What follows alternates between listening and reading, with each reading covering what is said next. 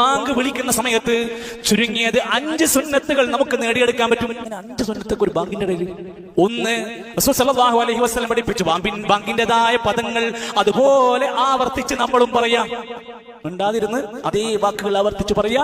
ഹയ്യാലസ് സ്വലാഹ് ഹയ്യാലൽ ഫലാഹ് എന്ന് കേൾക്കുമ്പോ ലാ ഹൗല വലാ ഖുവത ഇല്ലാ ബില്ലാഹ് ഒരു സുന്നത്ത് കിട്ടി. രണ്ടാമത്തെ സുന്നത്ത് അസ്സലാത്തു അലൻ നബി സല്ലല്ലാഹു അലൈഹി വസല്ലം.